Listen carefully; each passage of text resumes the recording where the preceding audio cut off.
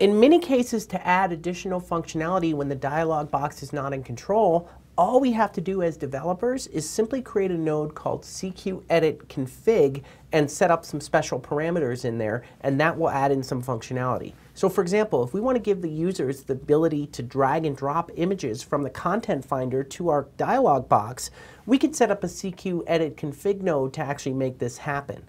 And we can use CQInclude, so instead of having to copy and paste, we can just reference from the other components what we need directly. So let's explore how to do this by creating a very, very simple image component.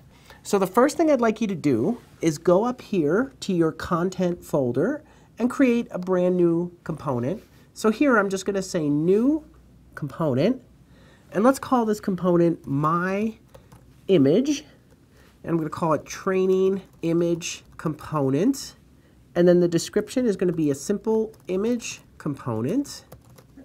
And let's have this inherit from the parbase component.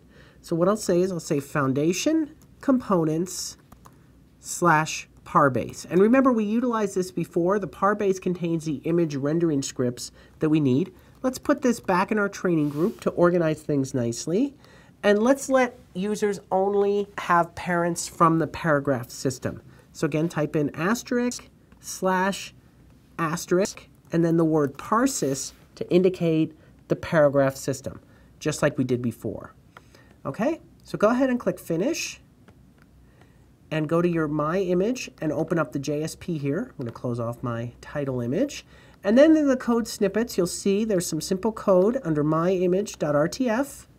And you'll see this code is very simple. Let's just take a quick look at it. So I'm going to say copy, and I'm going to paste this back into CRXDE into myimage.jsp. I'm importing the image component from the CQ software libraries, and then I'm creating a new image, and I'm simply setting the selector to be .img, which will cause it to use the image script using the sling script resolution process as we saw earlier. Okay, so that's very straightforward. So now what I'm going to do is I'm going to create a new dialog box.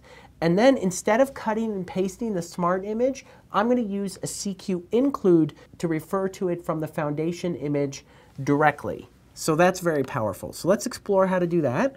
Okay, so I'm going to create a dialog box, and I'm going to say new dialog, just like so. Okay, I'll say dialog, and that creates a new dialog box structure. As you see here, I'll say items and then tab 1.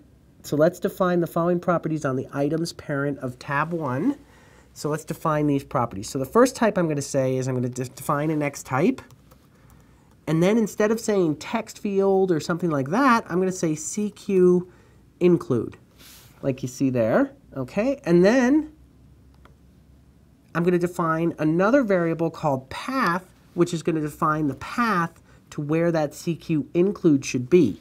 And remember, that's in libs foundation image dialog, and then I'm going to say items.infinity.json. Okay, interesting. So what does that infinity mean? The infinity is just simply a reference for saying take everything that is under that items node and include it here as well. Okay, because remember, everything in CQ is RESTful, so everything has a URL. So here I'm just saying include everything under the items node, and that's why I'm saying infinity.